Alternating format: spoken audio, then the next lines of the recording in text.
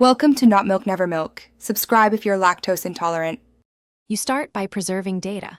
Back up your documents and media to an external drive or cloud now, because a factory reset erases everything.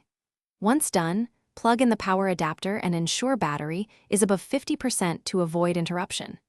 Next, locate the Lenovo button or hold Shift while selecting Restart in Windows. That enters the recovery environment. This step gives you access to Lenovo recovery tools and Windows reset options, so make sure you reach the recovery screen before proceeding. In recovery, choose Troubleshoot, then reset this PC. This is the central option for factory resets. You'll see two main choices.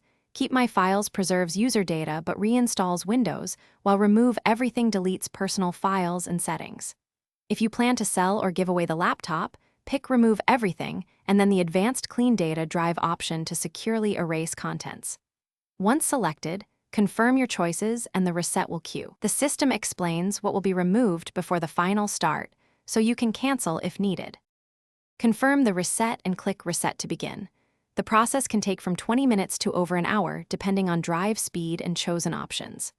Once the laptop restarts, follow the Windows setup dialogs to configure region, account, and privacy settings, and then install updates and drivers.